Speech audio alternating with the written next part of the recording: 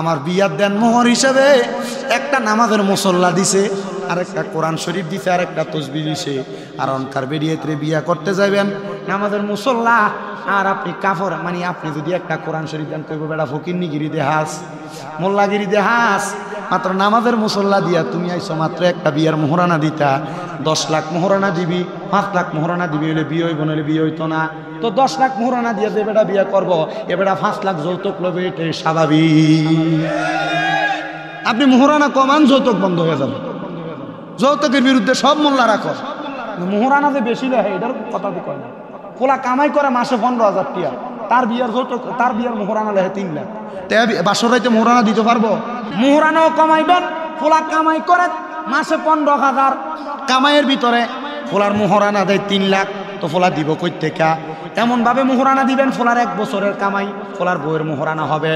তাহলে ফোলা এটা যোগাইয়া বউরে বাসর রাইতে দিতে পারবো। মোহরানার হক যদি কোনো বেটা না দিয়া থাকেন, আপনি এটার জন্য কবরে গেলে আটকে যাবেন। মোহরানার হক যদি কেউ না দিয়া থাকেন, এটার জন্য আটকে যাবেন। বলে হুজুর কেমনে দিতাম, এই যুগে তো টাকা পয়সা ভালোই ছিল, এখন কেমনে দিতাম?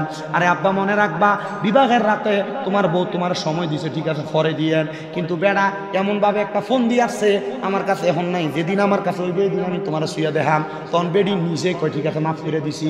এটা মাফ না, এটা বাটপারি হিসাব। এ বাটপারি হিসাব চলবে না। বউয়ের কাছে সময় নিবা, মোহরানার হক মহিলা প্রাপ্য, এটা বউরে দেওয়া লাগবো। তুমি এখন না পারো 6 মাস পরে দিবা, বউয়ের কাছে ওয়াদা ভাঙ্গা নিবা। এটা যদি না করো বিবাহ হালাল হবে না।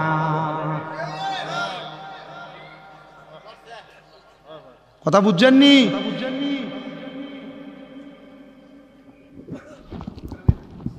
ভুল না।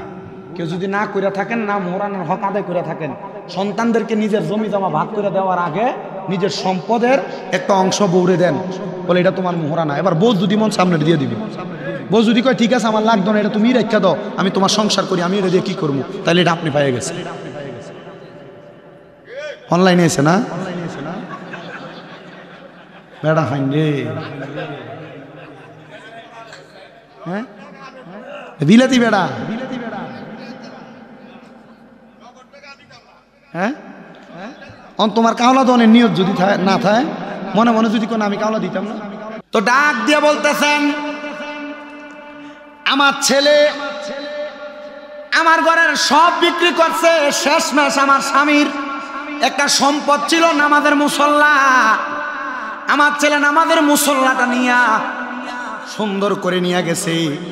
আমি জোহরের নামাজের আগে যাইয়া ঘরে প্রবেশ করতেছি, প্রবেশ করে নামাজ পড়বার লাগে মুসল্লাটা নিয়ে যায়, দেখি আমার নামাজের মুসল্লাটা নাই। এই ছেলে নামাজের মুসল্লা নিয়া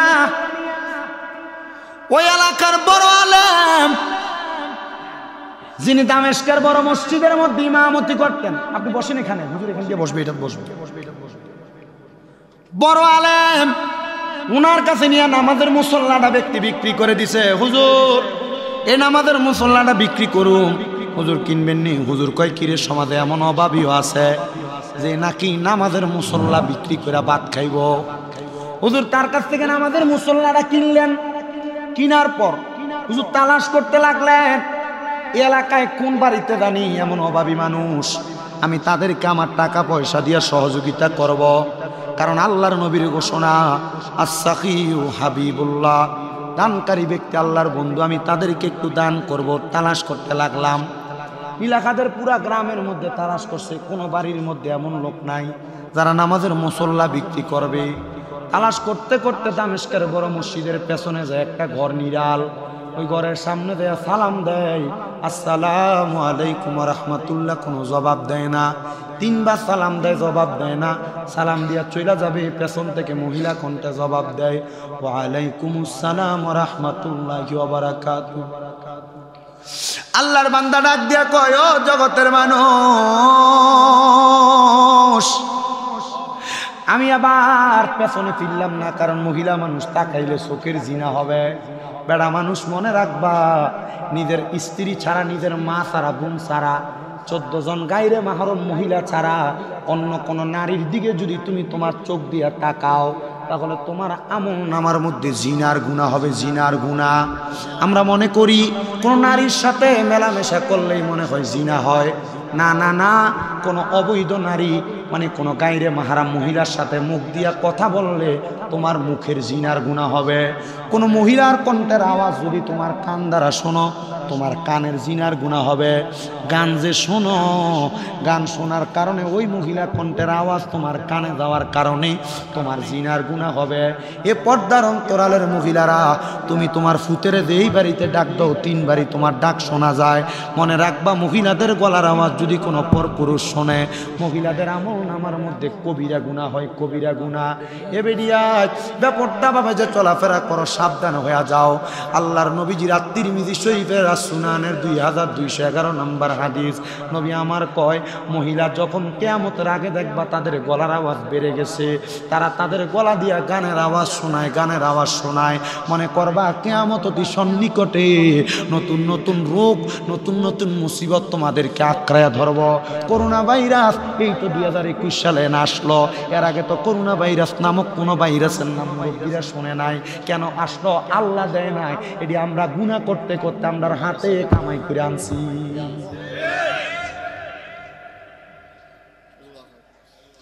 শুধু এগুলা না, আরো 14টা কারণ আছে। এর মধ্যে একটা কারণ হলো সমাজে মানুষ নিকৃষ্ট নিকৃষ্ট ব্যক্তিদেরকে নেতা বানাইব। নেতা দেখবেন সুদখুরেরে দইরা নিয়ে মসজিদের সভাপতি বানাইব, সুদখুর গোসখোররে দইরা নিয়ে মসজিদের সেক্রেটারি বানাইব, দেখবেন সুদখুর গোসখোর হারাম করে এলাকার সর্দার মাতাব্বর বানাইব।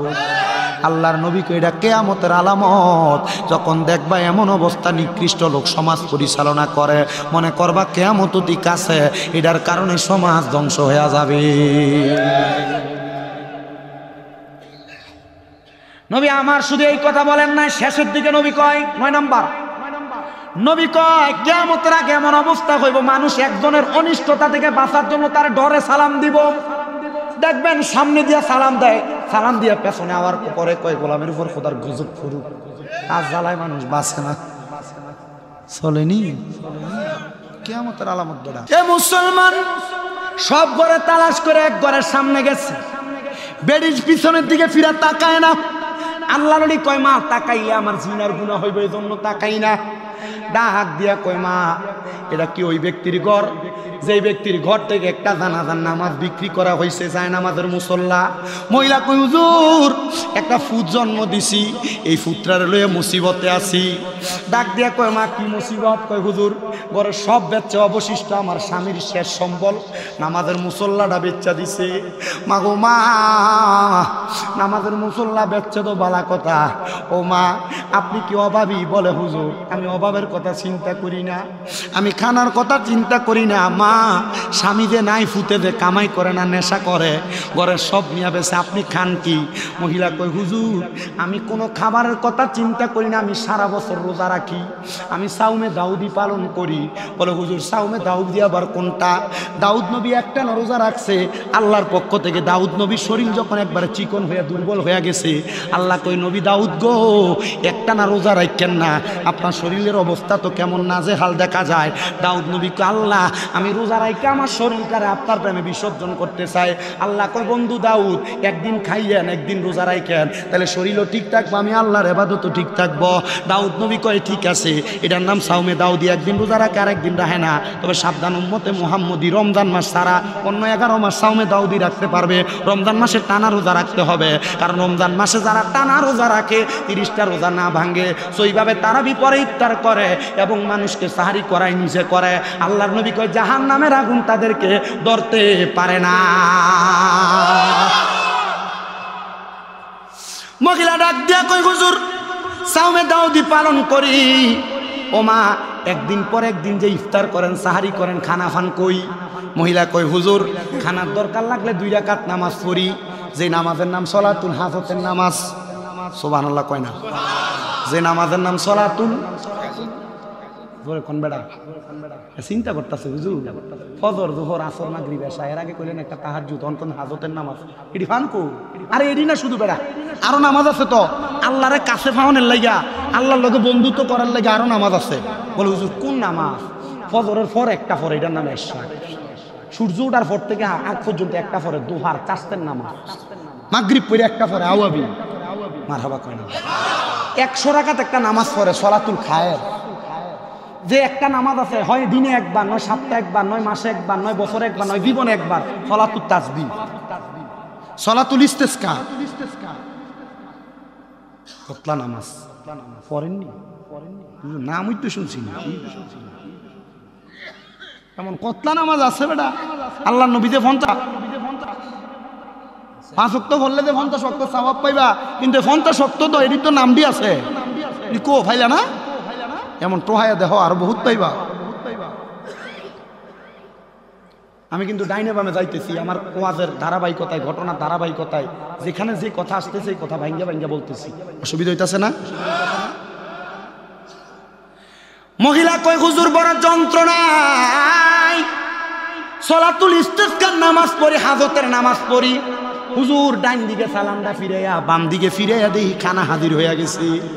কই টাকা খানা আইছে এটা তো বলতে পারি না। হুজুর আমার স্বামী মরার পর থেকে এই ইবাদতটা ধরছি, খানার কথা চিন্তা করা লাগছে না, টেনশন করা লাগছে না। আমার স্বামীরে হারাইছি কথা সত্য, আমার আল্লাহ গায়েবী ভাবে আমার স্বামীর দায়িত্বটা কেমনে জানি পালন করে দিতেছে।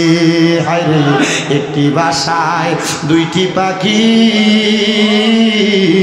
কত যে আনন্দে থাকি গো, এখন তুমি কোথায় আমি কোথায়, পরাণ গাজী কাউকে কেউ আর দেখি না আগে, জানি না তুমি এমন করে সেরে যাইবারে মুর্শিদাগে, জানি না তোমার আত্মা তুমি সাজায় আত্মা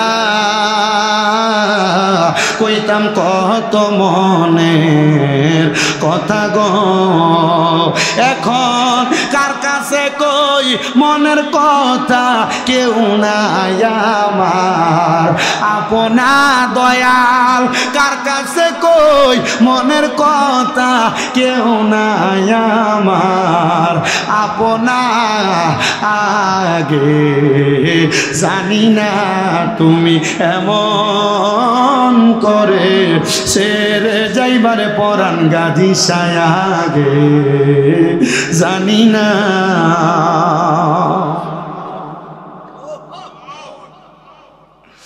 মহিলা কই হুজুর খানার চিন্তা নাই, টেনশন নাই। হুজুর আমার পুত্রের বড় টেনশন হুজুর, নবীনা কইছে ফুতে জানাজা পড়াইলে গুনাহ মাফ, কবরের আযাব মাফ, এই ফুতে কি আমার জানাজা পড়াইবনি, আমার টেনশন লাগে। হুজুর কয় মহিলা আপনি দায়িত্ব দিলে আমি আপনার ফুতের জানাজা, ফুতেরে আমি ভালা কইরাম। হুজুর ঠিক আছে ভালা কইরা দেন গো। বলে আপনি আপনার সন্তানরে কইবেন আমার কাছে যদি যায় তারে নেশা করবার লেগে আমি পয়সা দিমু, নেশা করবার লেগে তারা দেড়হাম দিমু। মহিলা কয় হুজুর জানি না যাইবনি, তবে আমি বইলা দেখব। হুজুর যখন এই কথা বইলা চলে গেছে, মহিলার সন্তান বাড়িতে আসার পর পরের দিন চুরি করবার লাগা শেষ সম্বল না, আমাদের মুসল্লা তো বিক্রি করছে আর কি বেচবো, কিছুই টোকায়া পায় না। মা ডাক দিয়ে কয় ফুট নেশা করবার লাগা বুঝি কিছু বেচার মাল টোকাও। আরে বাবা যা এখান থেকে দামেস্কের বড় মসজিদের সামনে যাইবি, দেখবি একজন হুজুর বইয়া রয়েছে, ওনার কাছে যায় কবি আমি মা পাঠাইছি তোরা টাকা দিবার লাগা। হুজুরের কাছে গেছে, যায় কই হুজুর আমার মা কইছে আপনি নাকি আমার সম্পদ দিবেন। হুজুর কয় আব্বা আমি যেই সমস্ত খবর তোমার ব্যাপারে জানি, তুমি একজন নেশাকর, অপবিত্র শরীরের সাথে আমার শরীর আমি লাগাইতাম না। আব্বারে আমার সামনে একটা পুকুর দেখা যায়, যারে আব্বা যা এই পুকুরে কূপের মধ্য থেকে একটু পানি উঠাইয়া মাথার মধ্যে ঢাইলা গোসলটা করে আমার সামনে আয়। হুজুর এখানে যদি আমি গোসল করি নাগাহে হলি তাসি, হুজুর আমি যদি এখানে গোসল করি আমার টাকা দিবেন? বলে দিব। গায়ে পানিটা ঢালছে, হুজুর কথা মোতাবেক তারা 300 দিরহাম দিছে। 300 দিরহাম নিয়া হাঁটতে হাঁটতে মদের বাটিখানাতে যাবে, রাস্তা দিয়া যে তারে দেখে দৌড়ে দৌড়ে ফালায় যায়, তার সামনে কেউ আসে না। মদের বাটিখানায় গেছে, বাটিখানার মধ্যে যাওয়ার সাথে সাথে মদের বাটিখানার সব মানুষ তারে দেখা ফালাইয়া গেছে। সে বাড়িতে গেছে, বাড়িতে যাওয়ার পর তার মা তারে দেখা বেহুশ হয়ে গেছে। একই বুঝলাম না, মদের বাটিখানায় গেলাম, মদের মালিকেরা আমার ফালাই দিয়ে চলে গেল, তোর মালিক নাই, আমি খামু কেমনে? এখান থেকে চলে আসছি। নেশা করার পরে নেশাও করতে পারে নাই, বাড়িতে যেয়ে মার সামনে গেছে, মা তারে দেখে বেহুশ হয়ে গেছে। তার মানে ওই পানিতে গোসল করার পর তার চেহারা বিকৃত হয়ে গেছে, কেউ তারে চিনে না, তারে দেখলে বড় ভয়ঙ্কর লাগে। হুজুরের কাছে যায়, কই হুজুর আপনার কাছ থেকে টাকা নিয়ে আমাদের বাটিখানায় গেছি, এরা আমারে দেখা ফলায়, রাস্তায় মানুষ আমারে দেখলে আমারে দেখা ফলায়। হুজুর বাড়িতে গেছি, মাও আমারে দেখে আমারে চিনে না। হুজুর আমার মা আমারে দেখে বেহুশ হয়ে গেছে, হুজুর যাওয়ার জায়গা নাই, আপনার কাছে আমার জায়গা কইরা দেন। খাইছে কি? আর খাইতো কি? ওনার কারোর কাছে, হুজুর আপনার কাছে একটু জায়গা দেন। হুজুর কয়, আব্বা আল্লাহর ওলি যারা এরা অপবিত্র, তারা অপছন্দ করে। আবার তুমি নেশা করছো, আব্বা অপবিত্র হওয়া যাবে না, বাবা পবিত্র হও। হুজুর আমি না গোসল করে গেলাম, পবিত্র করছো? আব্বা ওয়াদা করো আর কোনোদিন নামাজ ছাড়তাম না, আর কোনোদিন মিশা কইতাম না, আর কোনোদিন অপকর্ম বাজে কাজে লিপ্ত হইতাম না। কথাগুলা কইয়া সুন্দর করে বসছে। হুজুর কি করতাম, আমার তো কোনো কাম নাই হুজুর, আপনার এখানে কোনো কাম যেহেতু নাই, আব্বা আসো কোরআনটা শিখাই। কয় 1 বছরে কোরআনে হাফেজ বানাই দিছি। কয় বছর? বাকি 6 মাসে ইলমে তাসাউফের জ্ঞান তাদের সিনাই দিয়ে দিছে। বাকি 6 মাসে তার সিনার ভিতরে ফিকহের এলেম দিয়ে দিছে, মানে মুফতি বানাই দিছে। এখনকার যুগ আর আগের যুগ কি এক নাকি? না না না না, এখনকার সিলেবাস অনুযায়ী পড়া। আর আগে কিতাবের ফার্স্ট টু লাস্ট দত্ত শেষ হয় না, রাগ পর্যন্ত পড়া শেষ হয়েছে। এজন্য আমাদের ওস্তাদরা আমরা মাঝে মাঝেই মাদ্রাসার ক্লাসে কয় যে তোমাদের ভিতরে এলেম নাই। আমি হুজুর আসলে তো এলেম নাই, কারণ হুজুর আপনারা আমরা সিলেবাসের খণ্ড বিশেষ যা আছে সিলেবাসে আছে তা পড়াইতেছেন, কিন্তু আপনারা যখন পড়ছেন তখন কি আপনারা সিলেবাস সরাইতো? কবে সিলেবাসই তো আসলো না, সিলেবাস কি করবেন? ফার্স্ট টু দত্ত একবার আউয়াল টু আখের শেষ করে দিত। হুজুর আমরা যখন সিলেবাস সরান, যা পড়াইছেন যেটি পড়ছি না এটি তো আর আমরা জানি না। ওইটি হুজুরা কইয়া দেয়, নিজ দায়িত্ব করে নিজ দায়িত্ব পরে কোন সময় বেটা সেপ্টেম্বর থেকে মাহফিল শুরু হলো, তার আগ পর্যন্ত মাহফিল 1 মাস মাহফিল করলেও শেষ হয়ে যাবে, আরো ওয়াজ নাই ভিতরে। এই 2 বছরের মাথায় সব শিখিয়ে দিছেন। 1 বছর তাকে সাধনার কাজে লাগাইছে। এবার হুজুরের কাছে খবর আসছে, যারে এ হুজুর তার মা ইন্তেকাল করছে, তার জানাজার নামাজটা পড়াইয়া দাও। ছেলে ডাক দিয়া কই, হুজুর আমি নেশা করছি, কিন্তু আমার মায়ের বড় শখ ছিল, আমার মায়ের আমি জানাজা পড়াবো। হুজুর আমি জানাজা পড়াইতে পারি নাই, হুজুর আমি কি যাব জানাজা পড়াইতে? হুজুর ডাক দেয়া কয়, বাবা জানাজা পড়াইতে যাইবা যাও, তবে যাওয়ার আগে এই পানিটা দিয়া, যেই পানিতে তুমি প্রথমে এসে গোসল করছিলা, এই পানিটা দিয়া আরেকবার গোসল করো। গোসলটা যখন করছে, চেহারা আগের মতো সুন্দর হয়ে গেছে। ওই ছেলে মায়ের লাশটার সামনে নিয়ে জানাজাটা পড়াইছে। জানাজাটা পড়ায়া ওই ছেলে যখন হুজুরের কাছে চলে আসছে, হুজুর 3 বছর টানা মায়ের মুখ দেখি নাই, মা আমারে দেখলেই বেহুশ হয়ে যাইতো। ও হুজুর মাটারে যে আমি জানাজা পড়ে দাফন করে আসলাম, আমার মাটাকে কবরে, আমার মায়ের স্বপ্ন ছিল আমি জানাজা পড়াইলে আল্লাহ আমার মারে মাফ করে দিব।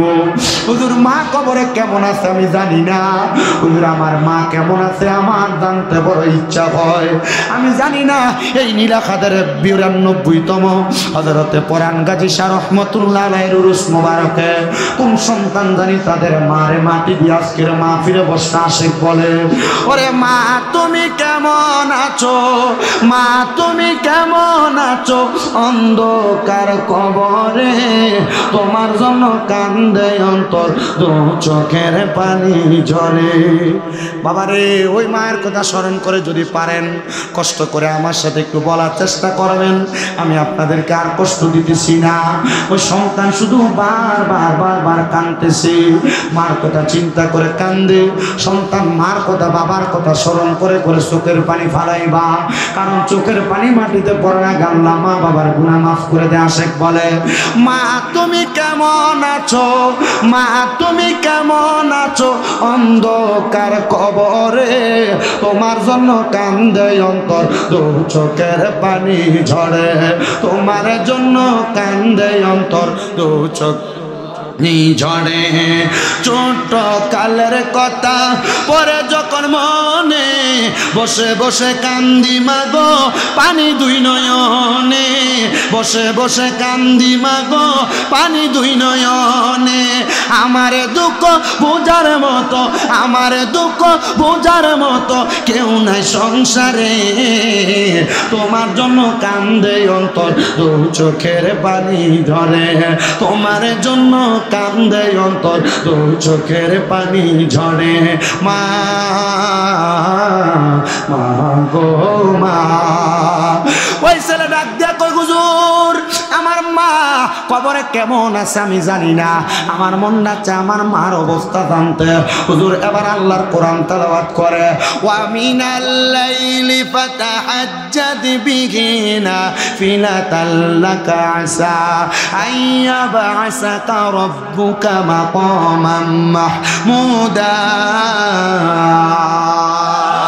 হুজুর ডাক দিয়া কয়, বাবা আল্লাহ নবীরে কইছিল আপনি রাতের কিছু অংশে তাহাজ্জুদের নামাজ পড়েন, যদি তাহাজ্জুদের নামাজ পড়েন অতি সত্বর আপনারাকে মাকামে মাহমুদ প্রশংসার জায়গা দান করবে। যখন এই আয়াত নাযিল হইছে আমার নবী আল্লাহর কাছে কাঁদছে, আল্লাহ আমার উম্মত আমি নবী দুনিয়াতে না থাকলে তাহাজ্জুদ পড়ব, আমার উম্মতের আপনি কি দিবেন? আল্লাহ কই, বন্ধু নবী আপনার উম্মত তাহাজ্জুদ পড়া যা চাইব তা দিব। কামাই নাই, রুজি নাই, বরকত নাই, রোগ বালা মুসিবত ছাড়ে না, বিদেশ যাওয়ার চেষ্টা করো, পারো না, তাহাজ্জুদের নামাজ পড়ো, আল্লাহ তাআলা তোমারে বরকত দান করব। হুজুর ডাক দিয়া কয়, এ ছেলে তোমার মা যেহেতু কবরে, তোমার বাবা যেহেতু কবরে, তুমি তোমার মা বাবার কবরের অবস্থা জানতে তাহাজ্জুদ নামাজ পড়ো। ছেলেটা তাহাজ্জুদের নামাজ পড়া আল্লাহ তাআলার কাছে কান্দে কান্দে আর কান্দে, একটা না 7 দিন কাঁদছে। 7 দিনের দিন ওই ছেলেটা কাঁদতে কাঁদতে হুজুরের কাছে এসে ডাক দিয়ে কই, হুজুর আমার মা বাপ তো কবরে বড় ভালো আছে। বলে কেমন আছে, কি দেখছো? বলে হুজুর তাহাজ্জুদ পড়া যখন কান্দি আমি দেখছি আমার মা জননী আমার আব্বাজান একটা সুন্দর বাগানের মধ্যে ঘুরতেছে, তাদের ডাইনে 70, বামে 70, সামনে 70, পেছনে 70 জন জান্নাতের হুর গিলমান তাদের সামনে পেছনে ঘুরতেছে। আমি জিগাইলাম, ও মা ও আব্বাজান আপনাদের সামনে পেছনে ডাইনে বামে কেন জান্নাতের হুর গিলমান? বলে তোমার মতো একজন সন্তান মাত্র 3 বছরে নেশা ছাইরা খারাপ পথ ছাইরা দিয়া আল্লাহ তাআলার হেদায়েতের পথে আসছে, আমার আল্লাহ তাআলা একটা নেক সন্তানের বরকতে তার মা বাপকে মাফ করে দেয়। আমরারে ও আব্বা তুই সন্তানের দোয়ার বরকতে আল্লাহ তাআলা আমরারে মাফ করে দিছে। ও আমার ভাই, ও নীলাখাদের হযরতে পরান গাজী শাহ রহমাতুল্লাহ আলাইহির মাজারের উরুস মোবারকের মাহফিলের বাবারা চিন্তা করে দেখো, একটা সন্তানের নেক দোয়ার কারণে আল্লাহ তাআলা তার মা বাপরে মাফ করে দিছে। আমি জানি না তোমরা কে জানি তোমাদের মারে হারাই আজকের মাহফিলে বসছো। তোমার মা তোমার বড় কষ্ট করে মানুষের মতো মানুষ করছে, তোমার আব্বাজান তোমার বড় কষ্ট করে মানুষের মতো মানুষ করছে। এখানে হয়তো অনেক সন্তান আছে যারা তাদের মা বাপরে বাদ দেয় না, বউ কথার কথাই বলছে তোমরা 2-3 ভাই তুমি কি লেগে একা একা ভাত খাওয়াও, তোমার 2-3 ভাই কি খাওয়াইতে পারে না, এই কথা শুই না তুমি মা বাপরে জুদা কইরা দিছ। মা বাপ সকালে এক ঘরে খায়, দুপুরে এক ঘরে, রাতকে এক ঘরে খায়, এক সপ্তাহে ঘরে আরেক সপ্তাহে ঘরে ভাত করে করে মা বাপ ভাত খায়। এমনি যদি মা বাপ ভাত খায়, মা বাপের রুহুদও অনেক কিছু খাইতে মন চায়, কিন্তু এভাবে আলাদা আলাদা খাওয়ার কারণে তোমার কাছে মা বাপ কোনো কিছু চাইয়া খাইতে পারে না। আরে মনে রাখবা, বৃদ্ধ হইয়া গেলে জিহ্বার স্বাদ নষ্ট হইয়া যায়। এরা অনেক কিছু খাইতে মন চায় কিন্তু সন্তানকে ডরে বলে না, এটা কিয়ামতের আলামত। নবীজি বলতেছে কিয়ামতের আগে দুনিয়ার জমিনে এমন অবস্থা হবে, মা বাপ সন্তানকে ডরায়া ডরায়া কথা কইব, মা বাপ সন্তানের সামনে উঁচা গলায় কথা কইতো না, সন্তানরে ভয় পাইবে, এটা কিয়ামতের আলামত। সন্তান ভাই ভাই ঝগড়া করে মা বাপরে আলাদা করে দিছ, দাও তোমার পাও আমার সামনে দাও, আমি আমার জিহ্বা দিয়া পরিষ্কার করে দিব তোমার পাওটা।